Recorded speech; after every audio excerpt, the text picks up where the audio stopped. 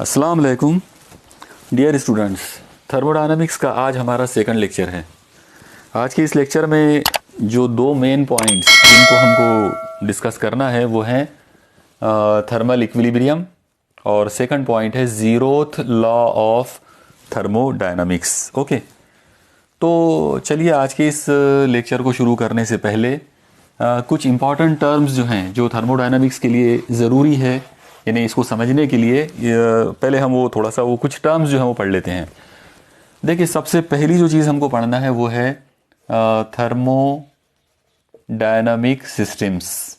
ये वर्ड बार बार यूज़ होगा, आप याद रखिए। थर्मोडायनामिक सिस्टम का मतलब होता है ऐसी चीज़ जिसकी आप स्टडी कर रहे हो। ओके, जो चीज़ की आप स्टडी कर रहे हैं उस पर्टिकुलर चीज़ को हम लोग बोलेंगे थर्मोडायनामिक सिस्टम।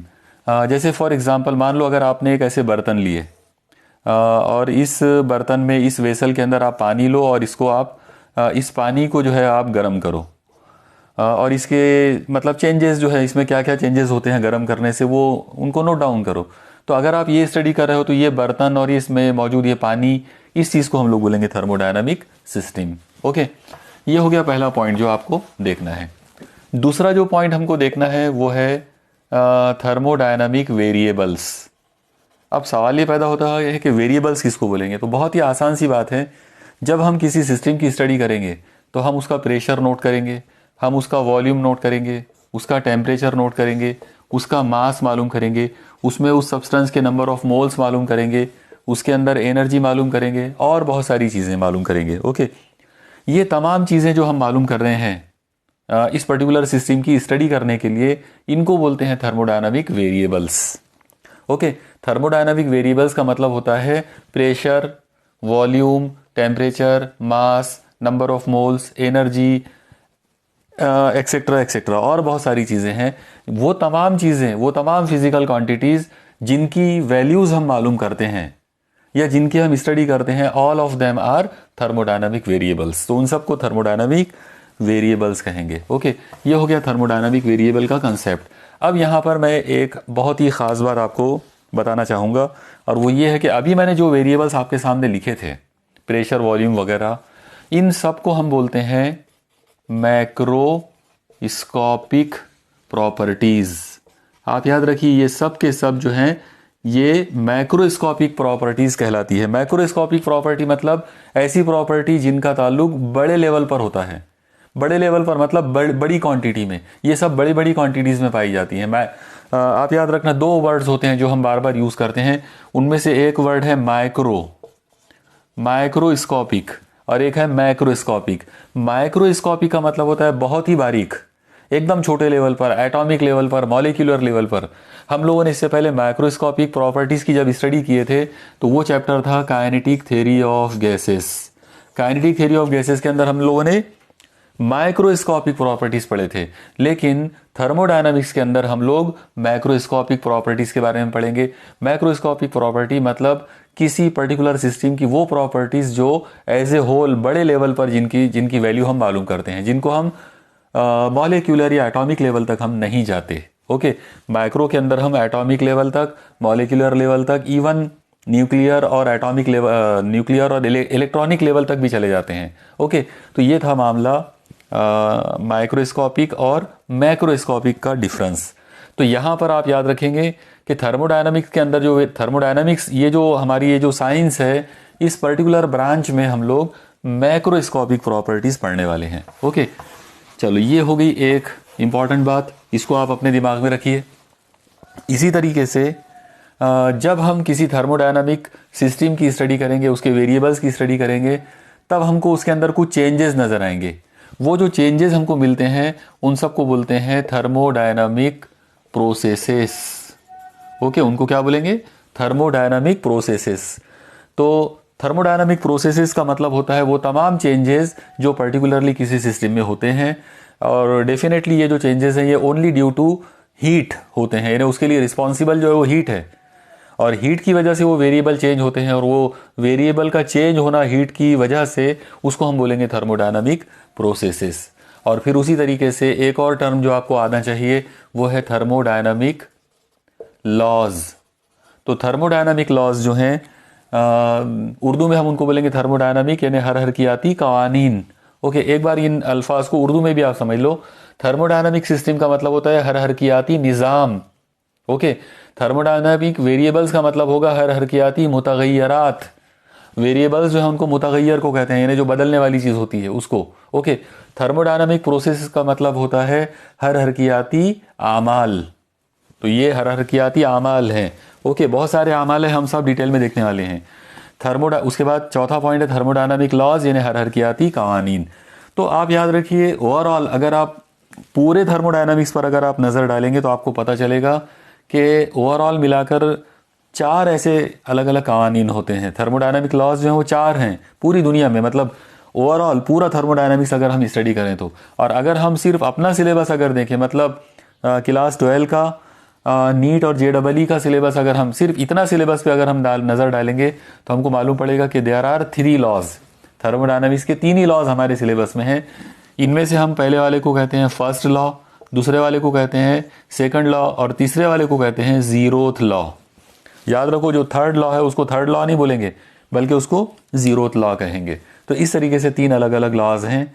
आज के इस लेक्चर के अंदर मैं जीरोथ लॉ के बारे में बात करने वाला हूं और उसी तरीके से एक और इम्पॉर्टेंट टर्म जिसका नाम है थर्मोडायनामिक इक्विलिब्रियम। तो हम थर्मोडायनामिक इक्विलिब्रियम और जीरोथ लॉ, ये 2 पॉइंट्स पर आज डिस्कशन करने वाले हैं। ओके, चलो इतना बैकग्राउंड पहले आप ध्यान में रखिए। अभी जो हमने मतलब जो कुछ भी अभी देखा हम लोगों ने, तो ये एक तरह का इंट्रोडक्शन वाला पार्ट था और ये ज़रूरी था ये सारी चीज़ें मालूम करने के लिए। चलिए अब हम सबसे पहले चलते हैं थर्मोडायनामिक इक्विलिब्रियम को समझने में। आप लोग देखिए, थर्मोडायनामिक इक्विलिब्रियम को समझने से पहले मैं आपको मैकेनिकल इक्विलिब्रियम की बात पहले इसके बारे में हम थोड़ा सा डिस्कशन कर लेते हैं। ओके, मैकेनिकल इक्विलिब्रियम जिसे उर्दू में हम कहेंगे मेकानिकी तवाज़ुन। मैकेनिकल इक्विलिब्रियम के अंदर हम एक बॉडी लेंगे और इसके ऊपर हम ऐसा इमेजिन करेंगे कि इसके ऊपर कोई एक फोर्स ने एक्ट किया और उस फोर्स की वजह से ये डिस्प्लेस हुई।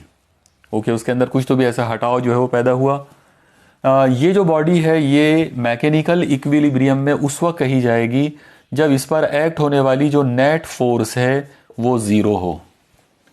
अगर किसी बॉडी पर एक्ट होने वाली नेट फोर्स ज़ीरो होती है उसको बोलते हैं मैकेनिकल इक्विलिब्रियम। मतलब हम ये कहेंगे कि वो जो बॉडी है वो मैकेनिकल इक्विलिब्रियम में है।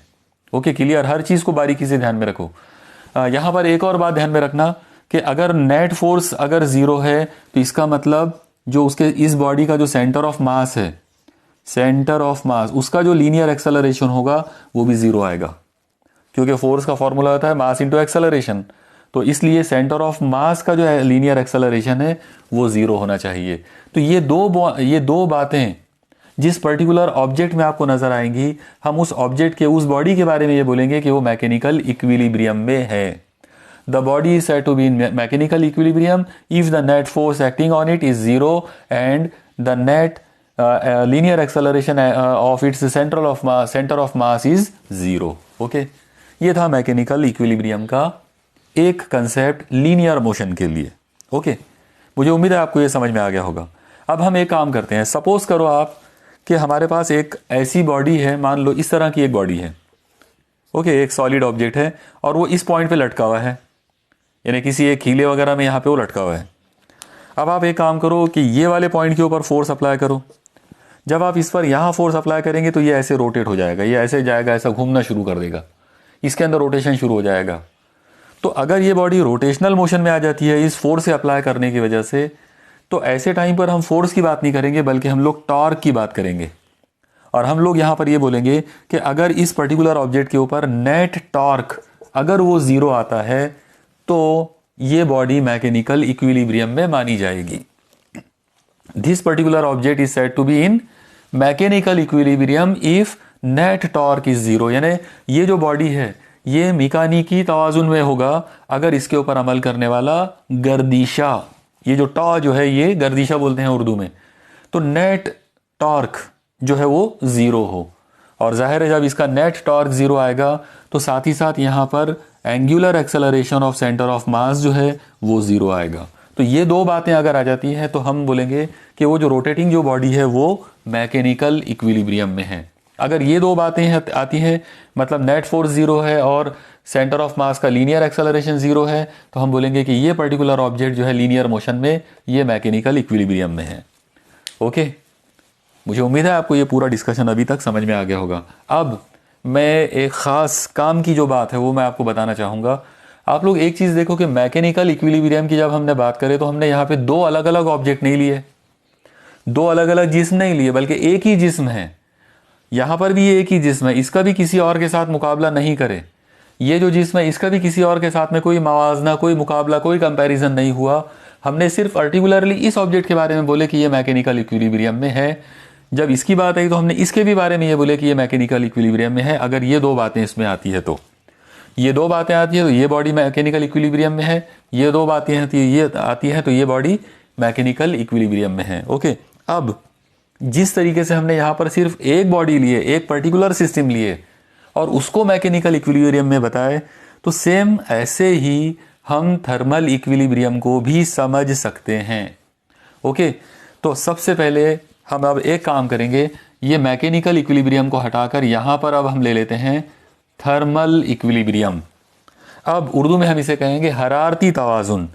तो यहाँ आप याद रखिए कि जब भी हम हरारती तवाज़ुन की बात करते हैं तो ज़्यादातर जो लोग हैं वो इसको, मतलब ज़्यादातर स्टूडेंट्स जो हैं वो, उनको लगता है कि हरारती तवाज़ुन के अंदर दो अलग अलग बॉडीज़ लेना है, दो अलग अलग जिस्म लेना है। लेकिन आप याद रखिए किसी भी इक्विलिब्रियम की स्टडी करते टाइम पर आपको दो की ज़रूरत कभी नहीं पड़ती।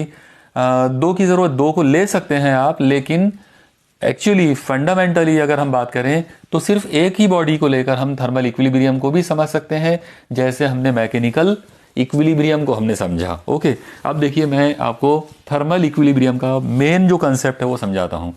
आप ऐसा इमेजिन करो कि यहाँ पर मेरे पास एक वेसल है, एक बॉडी है, और इस बॉडी के अंदर मैंने कोई एक चीज़ ली हुई है, कोई भी एक सब्सटेंस आप इमेजिन करो, कोई गैस, कोई लिक्विड, कुछ भी आप इमेजिन करो। ओके, इस लिक्विड का प्रेशर मान लो, ये जो सब्सटेंस इसके अंदर है, मान लो यहाँ तक ले लेते हैं, चलो लिक्विड बोल देते हैं हम उसको थोड़ी देर के लिए।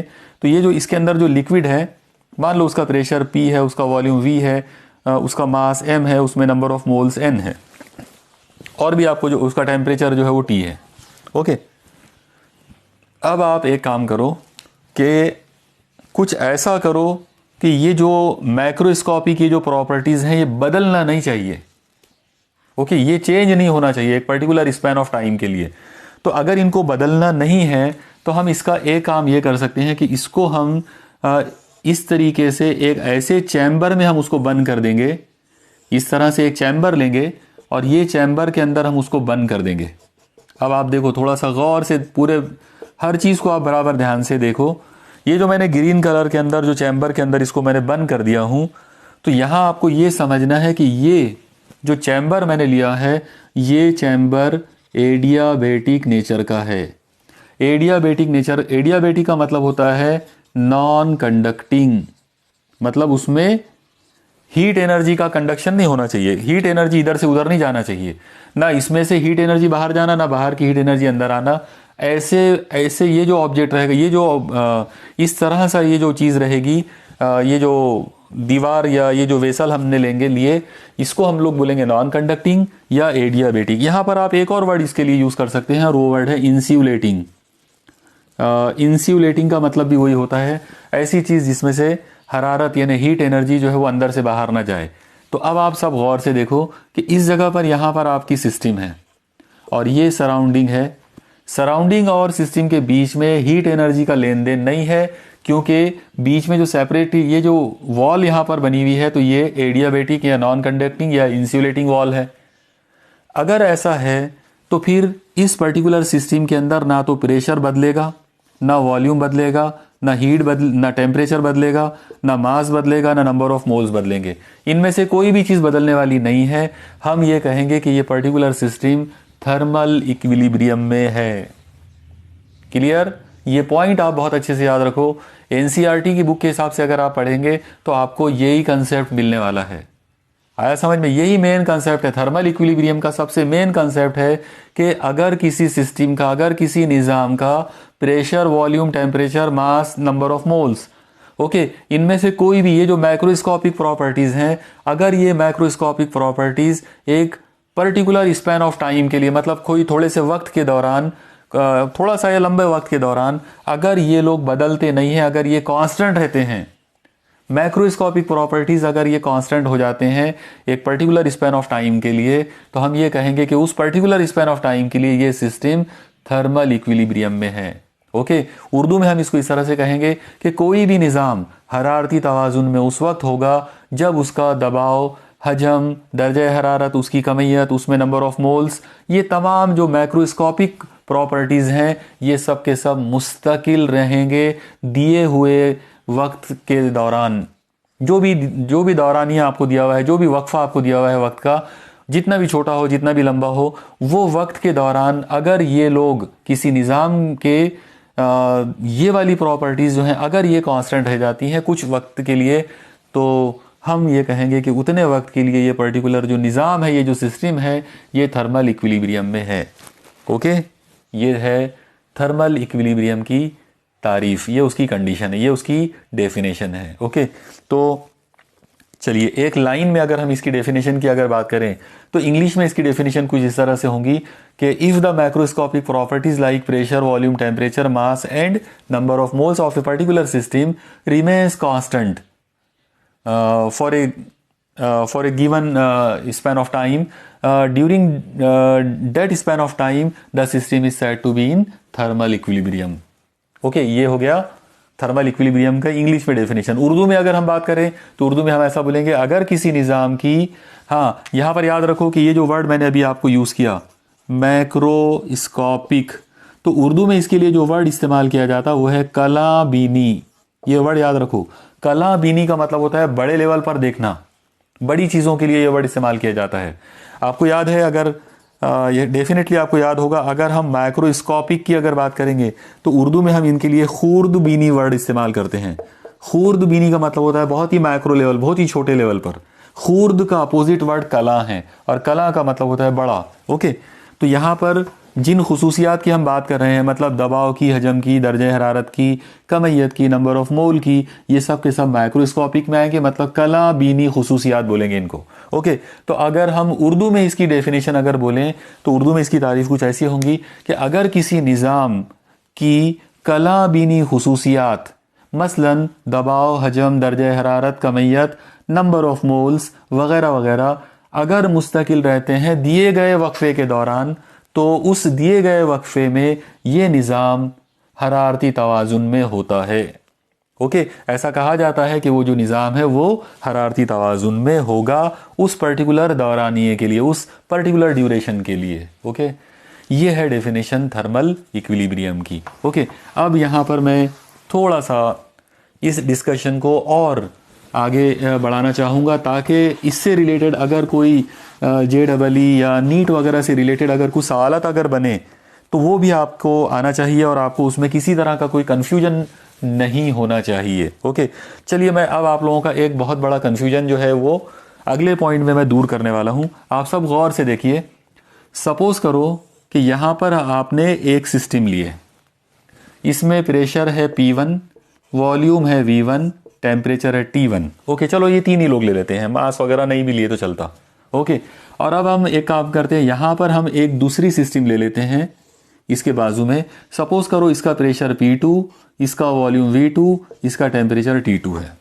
ओके, जैसा कि आप देख रहे हो डेफिनेटली यहाँ पर प्रेशर P1 अलग है, ये P1 अलग है, P2 अलग है, इसका वॉल्यूम V1 है, इसका वॉल्यूम V2 है, दोनों अलग अलग हैं। इसका टेम्परेचर T1 है, इसका टेम्परेचर T2 है, दोनों टेम्परेचर भी अलग अलग हैं। ओके, अब हम एक काम करते हैं, सपोज करो कि हमने ये दोनों सिस्टम्स को एक आइसोलेटेड चैम्बर में बंद कर दिए। सपोज करो ये इसको इस तरह से मैं बंद कर देता हूँ, ठीक है। अब आप सब गौर से देखना, हर चीज़ को बारीकी से आप देखो ताकि आपको ये क्लियर कट जो इसका जो मेन कंसेप्ट है वो आपको समझ में आना चाहिए। अब आप गौर से देखना, ये जो मैंने रेड कलर से इसको पैक किया हूँ, रेड कलर की ये जो दीवार है, तो ये इंस्यूलेटिंग वॉल, एडियाबेटिक वॉल है। ओके, उर्दू में हम इसे कहेंगे ना हर गुजार। ओके, याद रखो एडियाबेटिक, ये जो वर्ड है एडियाबेटिक, इसका मतलब ये जो दीवार है ये एडियाबेटिक वॉल है, तो एडियाबेटिक को हम उर्दू में बोलते हैं ना हर गुजार। ना हर गुजार का मतलब होता है जो हरारत को ना गुजरने दे। ओके, ना हर गुजार यानी एडियाबेटिक का मतलब रहेगा जो हरारत को ना गुजरने दे। ओके, चलो ठीक है। अब आप थोड़ा गौर से देखना, अगर मैं आपसे पूछूं कि क्या ये दो सिस्टम्स, मान लो ये वाली सिस्टम का नाम ए है और ये वाली सिस्टम का नाम बी है, अगर मैं आपसे पूछूं कि क्या ए और बी थर्मल इक्विलिब्रियम में हैं या नहीं हैं, तो अगर आपने इस आर्टिकल को बिल्कुल ऊपर ऊपर सतही लेवल पर अगर आपने पढ़ा है, ओके, ऊपर ऊपर अगर आपने पढ़ा है, तो आपका जवाब होगा कि ए और बी ये दोनों थर्मल इक्विलिब्रियम में नहीं हैं। ओके, आप ये बोलेंगे कि ये दोनों थर्मल इक्विलिब्रियम में नहीं है, आपका जवाब होगा कि ये नहीं है। और आपने ऐसा जवाब क्यों दिया? क्योंकि आपको यहाँ पे क्लियर कट दिख रहा है कि इसका टेम्परेचर T1 है, इसका टेम्परेचर T2 है, दोनों इक्वल नहीं है, मतलब ये दोनों सिस्टम का टेम्परेचर अलग अलग है। ओके, इसलिए क्योंकि दोनों का टेम्परेचर अलग अलग है, इसलिए आपका जवाब होगा कि ये थर्मल इक्विलिब्रियम में नहीं है। लेकिन आप याद रखो ये कंसेप्ट गलत है, ये दोनों ऑब्जेक्ट थर्मल इक्विलिब्रियम में हैं। ओके, क्यों है थर्मल इक्विलिब्रियम में? तो उसकी वजह यह है कि अगर हम थर्मल इक्विलिब्रियम की डेफिनेशन अगर देखेंगे, प्रॉपर डेफिनेशन जो उसकी फंडामेंटल जो कंसेप्ट है, बुनियादी जो तारीफ उसकी है, अगर आप उसको देखेंगे तो आपको समझ में आ जाएगा कि ये जो सिस्टम है, ये सिस्टम अपने आप में थर्मल इक्विलिब्रियम में है, क्योंकि ये इंसुलेटर के अंदर मौजूद है। और जब ये इंसुलेटर में है मतलब इसमें प्रेशर, वॉल्यूम, टेम्परेचर कुछ भी बदलने वाला नहीं है। ओके, ये लोग एक पर्टिकुलर ड्यूरेशन के लिए कांस्टेंट रहेंगे, तो ये थर्मल इक्विलिब्रियम में है। उसी तरह से जब आप इनकी बात करेंगे तो ये भी थर्मल इक्विलिब्रियम में है, अपने आप में, ये अपने आप में थर्मल इक्विलिब्रियम में है, तो ये भी थर्मल इक्विलिब्रियम में है, ये भी थर्मल इक्विलिब्रियम में है। इसका मतलब सिस्टम ए और सिस्टम बी दोनों भी थर्मल इक्विलिब्रियम में है। Okay, clear? ये दोनों थर्मल इक्विलिब्रियम में है, हालांकि उनका टेम्परेचर अलग अलग है। ओके, ये सबसे बड़ा कंफ्यूजन है जो मैक्सिमम स्टूडेंट्स के अंदर पाया जाता। उनको ऐसा लगता है कि दोनों के टेम्परेचर तो अलग अलग हैं, तो फिर ये इक्विलिब्रियम में कैसे हो गए? तो डेफिनेटली रॉन्ग है, ये कंसेप्ट ही नहीं है। आप याद रखो, ये दोनों के टेम्परेचर भले ही अलग अलग हैं, लेकिन क्योंकि ये दोनों इंसुलेटिंग वॉल्स के अंदर है, इसलिए वो दोनों इसलिए ये दोनों सिस्टम जो है ये हरारती तवाजुन में यानी थर्मल इक्विलिब्रियम में हैं। Okay, clear? ओके, मुझे यकीन है कि आपको ये कंसेप्ट समझ में आ गया होगा। ठीक है, अब हम यहाँ पर एक नया काम करते हैं। अब हम एक दूसरा जो काम हम यहाँ पर करने वाले हैं वो ये है, आप ऐसा इमेजिन करो कि मैं इन दोनों के बीच की ये जो दीवार है, इस दीवार को, इसका नेचर मैं बदल देता हूं। ओके, अभी थोड़ी देर पहले इसका जो नेचर था वो था एडियाबेटिक, मतलब ना हर बरगुजार, यानी ना हर गुजार था ये, इसमें से हरारत जो है वो नहीं गुजरती थी। अब मैंने इसका नेचर बदल दिया। अब आप ऐसा इमेजिन करो कि ये जो दीवार है ये अब कंडक्टिंग है। ओके, कंडक्टिंग वॉल है। अगर ये कंडक्टिंग वॉल है, मतलब कंडक्टिंग का मतलब है कि अब इसमें से ईसाल हरारत हो सकता है। तो हम एक काम करते हैं, सपोज करो कि T1 is greater than T2। अगर T1 ग्रेटर देन T2 होगा तो इसका डेफिनेटली मतलब ये होगा कि इधर ये वाली हरारत ज़्यादा है, इधर की तपिश जो है वो ज़्यादा, इधर हीट एनर्जी ज़्यादा है, इधर हीट एनर्जी कम हो गई। इसका मतलब ये है, और ये बीच की जो दीवार है अब ये कंडक्टिंग है, तो यहाँ से हरारत जो है वो इधर जाएगी। ओके, और ये कब तक जाती रहेगी? उस वक्त तक जाएगी जब दोनों तरफ के टेम्परेचर इक्वल नहीं हो जाते। मान लो थोड़ी देर के बाद इसका टेम्परेचर T हो गया, मान लो इसका टेम्परेचर थोड़ी देर के बाद, यानी इसका टेम्परेचर T1 था वो कम होकर T हो गया, इसका टेम्परेचर T2 था, मान लो कि ये बढ़कर T हो गया। तो अगर ये भी T हो जाता है और ये भी T हो जाता है, तो अब हम ये बोलेंगे कि इन दोनों का टेम्परेचर सेम हो गया। अब ये दोनों सिस्टम थर्मल इक्विलिब्रियम में आ गए। ये थर्मल इक्विलिब्रियम में उस वक्त मतलब पहले जब ये वॉल नॉन कंडक्टिंग थी उस वक्त इनके टेम्परेचर अलग अलग थे, फिर भी ये वो थर्मल इक्विलिब्रियम में थे। लेकिन जब इनके बीच की दीवार कंडक्टिंग बना दिए, उस वक्त उनका थर्मल इक्विलिब्रियम खत्म हो गया। और फिर थर्मल इक्विलिब्रियम वापस कब आया? जब वो दोनों का टेम्परेचर सेम हो गया। तो ये वाला कंसेप्ट ज़्यादातर लोग यूज़ करते, ज़्यादातर बुक्स में यही वाला कंसेप्ट बताया जाता है कि दो सिस्टम जो है वो थर्मल इक्विलिब्रियम में उस वक्त कहे जाते हैं जब उनके टेम्परेचर सेम हो। इवन हमारी जो महाराष्ट्र स्टेट बोर्ड की जो बुक है उसमें भी यही वाला कंसेप्ट लिखा हुआ है, उसमें भी ये डेफिनेशन, और वो गलत नहीं है। ओके, हम ये नहीं कह रहे हैं कि वो गलत लिखा हुआ है, वो डेफिनेटली करेक्ट है, लेकिन वो दो ऑब्जेक्ट्स को ध्यान में रखकर है। यानी यहाँ पर एक ऑब्जेक्ट ये है, दूसरा ऑब्जेक्ट ये है, और हम यहाँ पर ये बता रहे हैं कि ये दोनों ऑब्जेक्ट एक दूसरे के साथ में थर्मल इक्विलिब्रियम में उस वक्त होंगे जब उनका टेम्परेचर सेम होगा। ओके, मुझे उम्मीद है कि आपको ये कंसेप्ट समझ में आया होगा। तो ये डेफिनेशन अब आप ये वाली फिगर के हिसाब से अगर आप डेफिनेशन अगर बनाना चाहो तो हम ऐसा बोलेंगे कि दो मुख्तलिफ निज़ाम, यानी ए और बी यहाँ पर क्या है, दो अलग अलग निज़ाम है, दो अलग अलग सिस्टम्स हैं। तो दो मुख्तलिफ निज़ाम हरारती तवाज़ुन में उस वक्त होते हैं जब उनके दर्जे हरारत एक जैसे होते हैं। अगर वो दोनों एक जैसे दर्जे हरारत वाले हों तो हम ये कहेंगे कि वो दोनों हरारती तवाज़ुन में हैं। Two different systems are said to be in thermal equilibrium if their temperatures are same.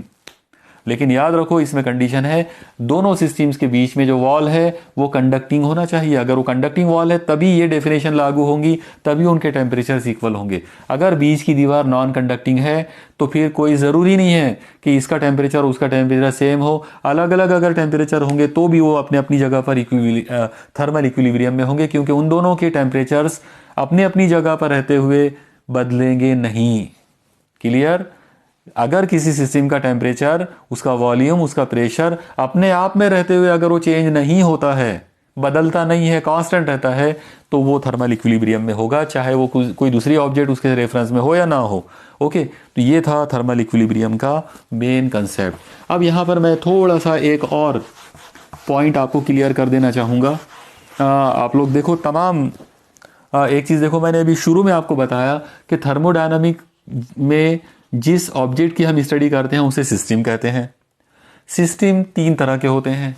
पहले वाली सिस्टम होती है ओपन सिस्टम, दूसरी होती है क्लोज सिस्टम, ओके, और तीसरी होती है आइसोलेटेड सिस्टम। इनके लिए उर्दू में जो अल्फाज इस्तेमाल किए जाते हैं, इसके लिए खुला निज़ाम, क्लोज सिस्टम को बोलते हैं बंद निज़ाम, और आइसोलेटेड सिस्टम जो है तो इसको कहते हैं मुलहिद निज़ाम। मुलहिद का मतलब होता है जो अलहदा हो, जो आइसोलेटेड हो, जो दूसरों के साथ बिल्कुल जोड़ में ना हो। ओके, चलो अब एक बार इन तीनों के कंसेप्ट्स को हम देख लेते हैं ताकि एक बार फिर से हमको हरारती तवाज़ुन को समझने में और ज़्यादा आसानी हो जाए। आप लोग देखिए, अगर मैं एक एग्जांपल से ये तीनों को एक्सप्लेन करने की कोशिश करता हूँ। आप ऐसा इमेजिन करो कि आपने एक बर्तन लिए और इसके अंदर पानी लिए, ओके, और आपने इसको गर्म करना शुरू किए। जब आप इसको गर्म करोगे तो ये जो पानी है, ये पानी मान लो गर्म होते होते 100 डिग्री सेल्सियस का टेम्परेचर आ गया और ये पानी उबलने लग गया, तो आप देखेंगे कि यहाँ से ऐसी भाप उड़ना शुरू हो जाएगी। ओके, और साथ ही साथ और एक चीज़ देखेंगे आप लोग कि ये भाप के साथ में गर्मी यानी हीट जो है वो भी उड़ेगी, वो भी बाहर निकलेगी। तो ये जो निज़ाम है, ये जो सिस्टम है, ये निज़ाम में से हरारत, ओके, हरारत और उसका मैटर यानी भाप, जिसको स्टीम बोलेंगे हम लोग। आप याद रखना, जो स्टीम है वो भी H2O है, वो भी पानी है। तो पानी जो है वो भाप की शक्ल में बाहर निकला, यानी पानी भी बाहर निकला और एनर्जी भी बाहर निकली।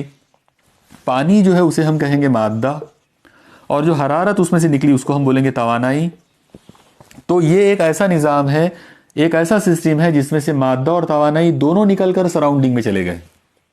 ओके, अगर किसी सिस्टम में से मादा और तवानाई यानी मैटर और एनर्जी दोनों सिस्टम से निकलकर सराउंडिंग में जाते हैं तो उसको हम बोलेंगे ओपन सिस्टम। ये ओपन सिस्टम हो गई। ओके, अब आप देखो, एक दूसरा काम करते हैं। सपोज करो आपने इसके ऊपर एक ऐसा ढक्कन रख दिए। जो ढक्कन आमतौर पे रखते हैं उसे पिस्टन कहा जाता है, यानी अगर हम साइंटिफिक लैंग्वेज में बात करेंगे तो पिस्टन बोलेंगे, और अगर हम हमारी रोज़मर्रा ज़िंदगी की बोलचाल में अगर बात करेंगे तो हम उसको ढक्कन बोल देंगे। तो अगर मैंने ये बर्तन लिया, एक वेसल लिया, और उसके ऊपर मैंने ये ढक्कन रख दिया और अब मैंने इसको गर्म करना शुरू किया, तो आप देखिए अब क्या होगा। अब यहाँ से ये पानी जब गर्म होकर जब भाप बनेगा तो भाप बनकर वो यहाँ तक आएगा, लेकिन ढक्कन की वजह से वो बाहर नहीं जा पाएगा। लेकिन आप एक चीज़ देखेंगे कि ये ढक्कन हो या कुछ भी हो, इसमें से हरारत तो बाहर जाने वाली है, गर्मी तो बाहर निकलेगी उसमें से, वो कि चारों तरफ से निकलेगी वो बर्तन में से। इसका मतलब ये हुआ कि अब ये जो सिस्टम है ये एक ऐसा सिस्टम है जिसमें से भाप तो बाहर नहीं जा रही सराउंडिंग में, मतलब मादा नहीं जा रहा है लेकिन तवा नहीं जा रही है। तो ऐसा जो निज़ाम होता है उसे कहते हैं क्लोज सिस्टम। क्लोज सिस्टम का मतलब रहेगा एक ऐसा सिस्टम जिसमें से मादा जो है वो सराउंडिंग के साथ एक्सचेंज नहीं होता है, लेकिन एनर्जी जो है वो सराउंडिंग के साथ एक्सचेंज हो जाती है, उसे हम कहेंगे क्लोज्ड सिस्टम। ये हो गया क्लोज सिस्टम। ओके, और अब हम एक काम करते हैं। अब हमको देखना है आइसोलेटेड सिस्टम। तो आइसोलेटेड सिस्टम के अंदर हम एक काम करेंगे, ये पूरा का पूरा जो सिस्टम है इसको हम लोग एक बड़े से थर्मास फ्लास्क के अंदर बंद कर देंगे। अब आप देखो क्या होगा, अगर आपने ये पूरे सिस्टम को एक बड़े से थर्मास फ्लास्क के अंदर बंद कर दिए तो इसमें से जो भाप है वो भी निकल कर अंदर ही अंदर रहेगी, ये ढक्कन के अंदर ही रहेगी। जो एनर्जी है वो भी इसके अंदर ही रहेगी, वो एनर्जी बाहर सराउंडिंग में नहीं जाएगी। इसका मतलब ये ऐसा सिस्टम है जिसमें से ना तो मादा बाहर आया और ना ही तवानाई बाहर आई। ऐसे सिस्टम को हम बोलेंगे आइसोलेटेड सिस्टम। आइसोलेटेड सिस्टम का मतलब होता है the system in which matter and energy can not be exchange with surrounding. Okay, यानी मैटर और एनर्जी दोनों का अपने सराउंडिंग के साथ में, जो सराउंडिंग यानी माहौल या अतराफ, उसके साथ में उसका लेन देन नहीं हो सकता है, उसे हम आइसोलेटेड सिस्टम कहेंगे। ओके, अब आप एक चीज़ ध्यान में रखना, यहाँ पर अभी हमारा जो मेन टॉपिक जो था वो था थर्मल इक्विलिब्रियम। तो एक मज़ेदार बात आप याद रखो कि ये जो निज़ाम है, ये जो आइसोलेटेड सिस्टम के अंदर रखा हुआ ये जो सिस्टम है, ये थर्मल इक्विलिब्रियम में है। और ये थर्मल इक्विलिब्रियम में क्यों है, उसका रीज़न ये है, कोई भी दुनिया की कोई भी आइसोलेटेड सिस्टम अगर आप लेंगे तो वो हमेशा, आप हमेशा के लिए इस वर्ड को याद रख लो, आइसोलेटेड सिस्टम जो है it is always in thermal equilibrium. तो क्यों होती है, क्या रीज़न है कि आइसोलेटेड सिस्टम जो है वो थर्मल इक्विलिब्रियम में क्यों होगी? तो उसका रीज़न ये है कि उसमें से हीट एनर्जी का एक्सचेंज बाहर होगा ही नहीं। और जब हीट एनर्जी का एक्सचेंज नहीं होगा तो ना उसके अंदर का प्रेशर चेंज होगा, ना वॉल्यूम, ना टेम्परेचर, सब लोग अंदर कांस्टेंट रहेंगे, बदलेंगे नहीं। और इसीलिए उसको हम लोग ये बोलेंगे कि वो थर्मल इक्विलिब्रियम में है। तो आप लोग याद रखना, isolated system is always in thermal equilibrium. Okay, यानी मुल्हिद निज़ाम जो है वो हमेशा हरारती तवाज़ुन में होता है। ये था कंसेप्ट थर्मल इक्विलिब्रियम का। ओके, मुझे पूरा यकीन है कि आपको ये पूरा कंसेप्ट जो है वो समझ में आया होगा। चलो ठीक है, अब हम चलते हैं अपने सेकंड टॉपिक की तरफ। हमारा आज का सेकंड एंड लास्ट आखिरी जो टॉपिक है आज के लेक्चर का वो है ज़ीरोथ लॉ ऑफ थर्मोडायनामिक्स, यानी हर हरकियात का ज़ीरोवां कानून। ओके, सिफर का कानून। तो सिफरवां कानून बोलेंगे हम उसको उर्दू में, ज़ीरोथ लॉ। देखो ये कानून बहुत ही सिंपल है और बहुत ही अप्लाइड भी है। पहले आप इसका मीनिंग समझ लो। देखो आप ऐसा इमेजिन करो कि आपके पास यहाँ पर एक निज़ाम है जिसका नाम ए है, यहाँ पर एक दूसरा निज़ाम है इसका नाम बी है, यहाँ पर एक तीसरा निज़ाम है इसका नाम सी है। ओके, आप ऐसा इमेजिन करो कि ए और बी ये दोनों थर्मल इक्विलिब्रियम में है। ओके, अगर ये दोनों थर्मल इक्विलिब्रियम में है तो हमको ये बोलना पड़ेगा कि ए का टेम्परेचर और बी का टेम्परेचर सेम है। ओके, दोनों का टेम्परेचर सेम लेना पड़ेगा, क्योंकि अब ये दो अलग अलग ऑब्जेक्ट हो गए। तो दो अलग अलग ऑब्जेक्ट के लिए मैंने आपको अभी बताया था कि two different systems are said to be in thermal equilibrium if they are at the same temperature. अगर दो लोग अलग अलग हैं और वो दोनों भी थर्मल इक्विलिब्रियम में है एक दूसरे के साथ में, ओके, तो उनका टेम्परेचर सेम होना चाहिए। तो ये दोनों सेम टेम्परेचर में आ गए। ओके, अब आप ऐसा इमेजिन करो कि सिस्टम बी और सिस्टम सी जो है ये भी थर्मल इक्विलिब्रियम में है। तो हमको यहाँ पर बोलना पड़ेगा कि T B is equal to T C. तो अगर ऐसा होता है, अगर ए और बी मतलब ये दो सिस्टम थर्मल इक्विलिब्रियम में है और बी और सी जो है ये भी थर्मल इक्विलिब्रियम में है, तो डेफिनेटली ए और सी जो है ये भी थर्मल इक्विलिब्रियम में होंगे। मतलब T A is equal to T सी।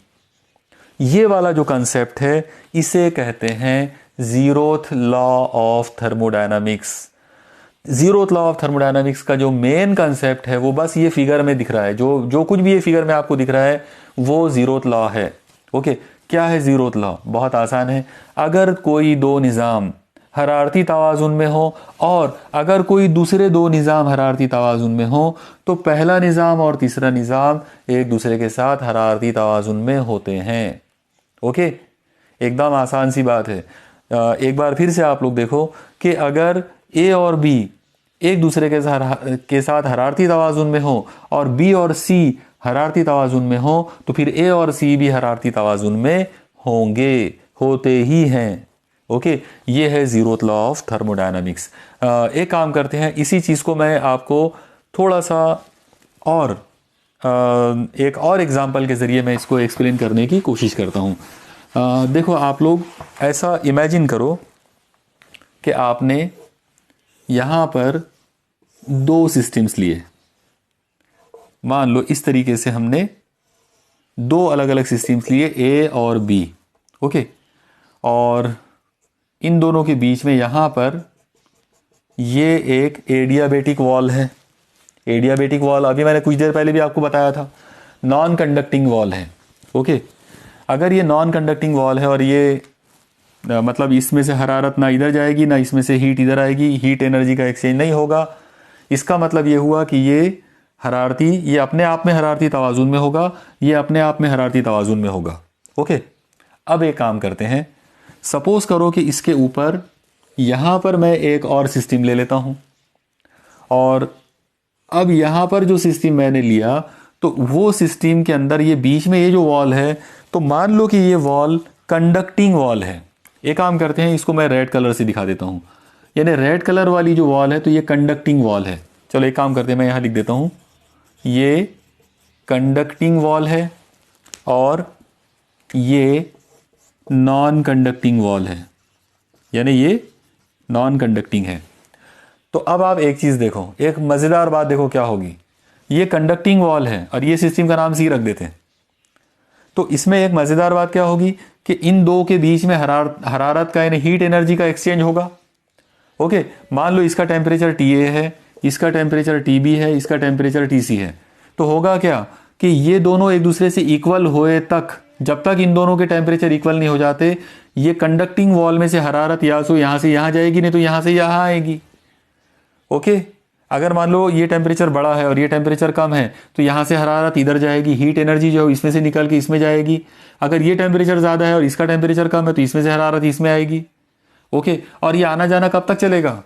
उस वक्त तक चलेगा जब तक ये दोनों इक्वल नहीं हो जाते, दोनों के टेम्परेचर इक्वल नहीं हो जाते, यानी जब तक ये दोनों एक दूसरे के साथ में थर्मल इक्विलिब्रियम में नहीं आ जाते। अब आप लोग एक चीज़ देखो, ये दोनों थर्मल इक्विलिब्रियम में आ जाएंगे तो डेफिनेटली ये दोनों भी तो आएंगे, क्योंकि ये भी तो कंडक्टिंग वॉल है। अगर ये कंडक्टिंग वॉल है तो हीट एनर्जी का एक्सचेंज इसके साथ में भी होगा। तो इसका मतलब ये हुआ कि ये दोनों एक दूसरे से इक्वल हो जाएंगे, उसी तरीके से ये दोनों भी इक्वल हो जाएंगे। अब आप एक चीज़ पे गौर करो कि अगर सिस्टम A सिस्टम C के साथ में इक्विलिब्रियम में है और सिस्टम C सिस्टम B के साथ में अगर इक्विलिब्रियम में है, तो इसका डेफिनेट मतलब ये हुआ कि इसका टेम्परेचर इसके टेम्परेचर से इक्वल है, इसका टेम्परेचर इसके टेम्परेचर से इक्वल है, तो फिर इन दोनों के टेम्परेचर भी सेम हो जाएंगे। इसका मतलब ये दोनों भी इक्विलिब्रियम में आ जाएंगे। ओके, और ये होना ही है, यानी बीच में हालांकि नॉन कंडक्टिंग वॉल है, फिर भी इन दोनों के टेम्परेचर जो है वो सेम हो जाएंगे ये वाली सिस्टम की वजह से। तो ये इस पूरे लॉ का कंसेप्ट था, जीरोथ लॉ ऑफ थर्मोडायनामिक्स का यही सबसे मेन कंसेप्ट है कि अगर आपने एक सिस्टम को दूसरे सिस्टम के साथ इक्विलिब्रियम थर्मल इक्विलिब्रियम में रखे, वो दूसरी सिस्टम किसी तीसरी सिस्टम के साथ में इक्विलिब्रियम में है, तो पहली और तीसरी जो सिस्टम है वो भी आपस में एक दूसरे के साथ में थर्मल इक्विलिब्रियम में होते हैं। इसको बोलते हैं जीरोथ लॉ ऑफ थर्मोडायनामिक्स। अब यहाँ पर सवाल आएगा कि ये जो लॉ है, इस लॉ का कंसेप्ट यानी इसका मीनिंग क्या है। ओके, तो आइए हम इसका मीनिंग जो है वो थोड़ा सा बारीकी से हम उसको देखते हैं। आप याद रखिए, टेम्परेचर का जो कंसेप्ट है, याद रखना, टेम्परेचर जो है उसे आमतौर पर हम लोग degree of coldness and hotness के तौर पे लेते हैं। ओके, हमको ये पता है कि जो पर्टिकुलरली किसी सिस्टम का टेम्परेचर जो है वो उसकी हॉटनेस को या उसके कोल्डनेस को बताएगा। ये हमारा टेम्परेचर का एक पुराना कंसेप्ट है। ओके, लेकिन जीरोथ लॉ ऑफ थर्मोडायनामिक्स जो है वो इसके कंसेप्ट को कैसे चेंज करता है, तो उसको आप एक बार समझ लो अच्छे से। आप एक चीज़ देखो, अगर ये दोनों थर्मल इक्विलिब्रियम में नहीं है, मान लो थोड़ी देर के लिए इमेजिन करो कि इसका टेम्परेचर TA है, इसका टेम्परेचर TC है, और इमेजिन करते कि TA is greater than TC, तो इसका ये मतलब होगा कि इसमें के जो मॉलिक्यूल्स होंगे उनका वाइब्रेशन ज़ोरदार होगा, ज़्यादा होगा। यानी अगर मैं इसके मॉलिक्यूल्स को यहाँ बनाना चाहूँ तो ये मॉलिक्यूल्स का जो वाइब्रेशन है वो बहुत ज़्यादा फास्ट होगा, क्योंकि इसका टेम्परेचर ज़्यादा है, इनकी एनर्जी ज़्यादा है, ये ज़्यादा एनर्जी से वाइब्रेट होंगे। ओके, उनका जो वाइब्रेशन है वो ज़्यादा होगा। उसके मुकाबले में इसके जो मॉलिक्यूल्स हैं तो इनका टेम्परेचर कम है, तो इनका वाइब्रेशन होगा लेकिन स्लो होगा, इसके मुकाबले में स्लो होने वाला है। इनका वाइब्रेशन ज़्यादा होगा, इनका वाइब्रेशन स्लो होगा। ओके, लेकिन अगर ये दोनों के बीच में कंडक्टिंग वॉल है तो होगा ये कि इसकी एनर्जी इधर इनको ट्रांसफ़र होगी। नतीजा ये निकलेगा कि इनकी एनर्जी डाउन होगी, इनकी एनर्जी बढ़ेगी, और फिर इनका वाइब्रेशन थोड़ा स्लो होगा, इनका वाइब्रेशन थोड़ा फास्ट होगा, और फिर एक टाइम आएगा जब दोनों के वाइब्रेशन सेम हो जाएंगे। यानी जो वाइब्रेशन ये मॉलिक्यूल्स के रहेंगे उतने ही वाइब्रेशंस इनके भी रहेंगे, और उस वक्त हम बोलेंगे कि ये दोनों इक्विलिब्रियम में आ गए, दोनों सिस्टम एक दूसरे के इक्विलिब्रियम में आ गए, दोनों के टेम्परेचर सेम हो गए, दोनों के जो मॉलिक्यूल्स हैं उनका वाइब्रेशन सेम हो गया। सेम ये वाली कहानी इनके लिए भी लागू होंगी। इसका मतलब ये है कि ज़ीरोथ लॉ ऑफ थर्मोडायनामिक्स जो है वो हमको ये बताता है कि टेम्परेचर जो है वो काइनेटिक एनर्जी ऑफ मॉलिक्यूल्स को रिप्रेजेंट करता है, और साथ ही साथ उससे हमको किसी पर्टिकुलर सिस्टम की गर्मी या सर्दी का भी पता चलता है। हमको ये भी पता चलता है कि वो सिस्टम कितनी हॉट है या कितनी कोल्ड है। जितनी ज़्यादा वो हॉट होगी उसमें उसके मॉलिक्यूल्स की काइनेटिक एनर्जी उतनी ज़्यादा होगी। और थर्मल इक्विलिब्रियम का कंसेप्ट किस सेंस में आएगा? थर्मल इक्विलिब्रियम का कंसेप्ट ये बोलेगा कि अगर दो सिस्टम थर्मल इक्विलिब्रियम में है तो इसका मतलब ये है कि वो दोनों सिस्टम के जो मॉलिक्यूल्स हैं उनका वाइब्रेशन उनके जो वाइब्रेशंस हैं वो बिल्कुल सेम लेवल में होंगे, यानी उनके वाइब्रेशंस की जो एनर्जी है वो बिल्कुल सेम होगी। ओके, तो ये था ज़ीरोथ लॉ ऑफ थर्मोडायनामिक्स का मेन कंसेप्ट। ओके, आज के इस लेक्चर में हमको बस ये दो ही पॉइंट डिस्कस करना था। मुझे पूरा यकीन है कि आपको ये तमाम पॉइंट्स जो हैं ये समझ में आए होंगे। इसमें से जो भी कंसेप्ट जो हैं आपके होंगे वो तमाम कंसेप्ट जो हों क्लियर हो गए होंगे। मैं जस्ट आखिरी में जाते जाते मेन पॉइंट जो है एक बार फिर से डिस्कस कर देता हूँ। आप लोग देखो, सबसे पहले जब हम लोग बात करेंगे थर्मल इक्विलिब्रियम की तो हमारे कंसेप्ट्स दो तरह के होने चाहिए। अगर हम किसी एक ऑब्जेक्ट के बारे में बात कर रहे हैं, सिर्फ एक ऑब्जेक्ट की अगर बात कर रहे हैं, तो हमको ये बोलना पड़ेगा कि उसके मैक्रोस्कोपिक प्रॉपर्टीज़ जो हैं, मतलब P, V, T, M, N, E etcetera. Okay, ये जितने भी मैक्रोस्कोपिक प्रॉपर्टीज़ हैं ये सब के सब कांस्टेंट रहना चाहिए। अगर किसी पर्टिकुलर ऑब्जेक्ट में, किसी पर्टिकुलर सिस्टम में pressure, volume, temperature, mass, number of moles, energy, entropy etcetera etcetera, अगर ये सब मैक्रोस्कोपिक प्रॉपर्टीज़ अगर कांस्टेंट रहते हैं तो हम ये बोलेंगे कि वो ऑब्जेक्ट थर्मल इक्विलिब्रियम में है। ओके, बिल्कुल उसी तरीके से अगर हमारे पास एक नहीं बल्कि दो अलग अलग ऑब्जेक्ट्स हों, मान लो कि हमारे पास इस तरीके से दो अलग अलग ऑब्जेक्ट हों और उनके बीच की जो वॉल है वो नॉन कंडक्टिंग हो, मतलब एडियाबेटिक वॉल हो।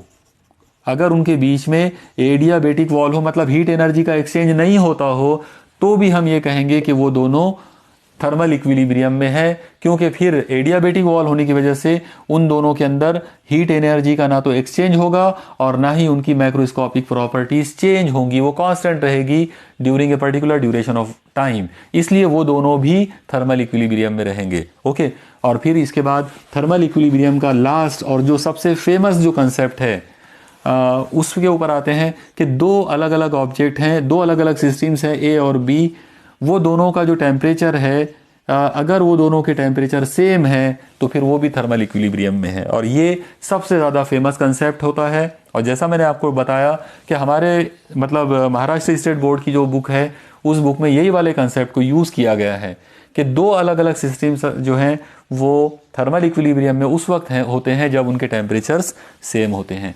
तो ये था हमारा आज का पहला पॉइंट जो हमने डिस्कस किए। इसके बाद हमने दूसरा जो पॉइंट डिस्कस किया आज का वो था ज़ीरोथ लॉ ऑफ थर्मोडायनामिक्स, मतलब हर हरकियात का सिफरवां कानून। तो ये सिफरवां कानून या ज़ीरोथ लॉ जो है उसका ये कहना था कि अगर एक सिस्टम ए बी के साथ में अगर थर्मल इक्विलिब्रियम में है और बी जो है वो सी के साथ में थर्मल इक्विलिब्रियम में है तो फिर ए और सी जो है ये भी थर्मल इक्विलिब्रियम में होंगे। ओके, और इसी पर से हमको ये पता चलता कि जीरोथ लॉ ऑफ थर्मोडायनामिक्स जो है it actually signifies the concept of temperature. मतलब जीरोथ लॉ ऑफ थर्मोडायनामिक्स जो है इसी के ज़रिए हमको पता चलता है कि टेम्परेचर का कंसेप्ट क्या है। टेम्परेचर का रियल कंसेप्ट जो है वो ये है कि temperature signifies the kinetic energy of molecules, यानी वाइब्रेशन, मॉलिक्यूल्स के जो वाइब्रेशंस हैं तो उन वाइब्रेशंस की जो काइनेटिक एनर्जी है वो एक्चुअली टेम्परेचर के ज़रिए रिप्रेजेंट होता है। तो ये थी कहानी थर्मल इक्विलिब्रियम और जीरोथ लॉ ऑफ थर्मोडायनामिक्स की। मुझे यकीन है कि आपको ये सब पॉइंट समझ में आ गए होंगे। इंशाल्लाह अब अगले लेक्चर में हम लोग आगे के जो पॉइंट्स हैं वो कवर करेंगे। तब तक आप लोग स्टडी करते रहिए। Keep studying. अल्लाह हाफिज़।